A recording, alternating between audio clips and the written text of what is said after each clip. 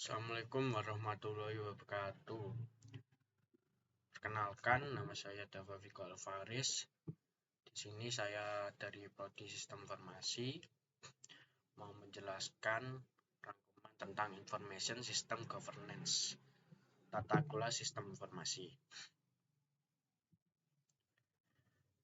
Ya, ini yang pertama, organisasi dan teknologi informasi.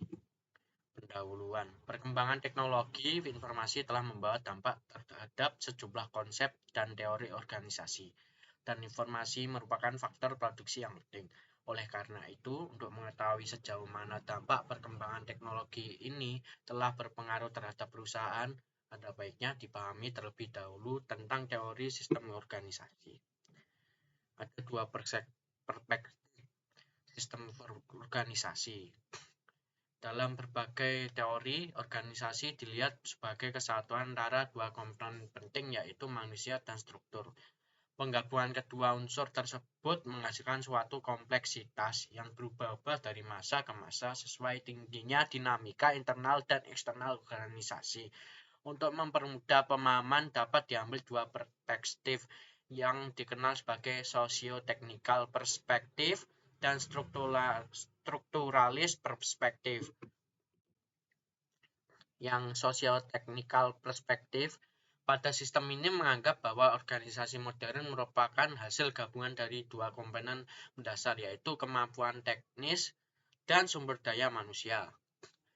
Yang strukturalis perspektif, yaitu konsep ini merupakan hasil kajian dari Aston School, di mana mereka memfokuskan studinya pada pencarian aspek-aspek dan mempengaruhi struktur dan perilaku manusia dalam berorganisasi. Di dalam strukturalis perspektif terdapat elemen penting, yaitu konteks, struktur, organisasi, kinerja, dan perilaku organisasi. Peranan teknologi informasi. Teori yang paling banyak digunakan untuk melihat sejauh mana peranan teknologi informasi bagi sebuah perusahaan adalah dengan menggunakan kategori yang diperkenalkan oleh Markus, yaitu fungsi operasional, fungsi pengawasan dan kontrol, fungsi perencanaan dan pengambilan keputusan, fungsi komunikasi, fungsi interorganisasi. Yang kedua, sistem sentralisasi dan desentralisasi. Sentralisasi dapat diterapkan di perusahaan yang memiliki budaya informasi teknokratik. Utopianism merupakan suatu sistem di mana organisasi secara ketat, detail, dan konsisten mengatur penciptaan, distribusi, dan penggunaan tetap kategori informasi yang ada di organisasi. Desentralisasi dapat diterapkan di perusahaan yang memiliki budaya informasi federalisme adalah sistem berdasarkan aturan demokratis dan lembaga-lembaga di mana kekuasaan untuk memerintah dibagi antara pemerintah pusat dan pemerintah provinsi. Yang ketiga, struktur organisasi struktur kelas dunia. Yang pertama, technical support, 2 operation, 3 helpdesk, 4 network, 5 global technologies, 6 client service. Yang keempat, manajemen. Pendahuluan. Manajemen adalah suatu usaha atau rangkaian proses dalam pengelolaan sejumlah sumber daya demi tercapainya tujuan tertentu.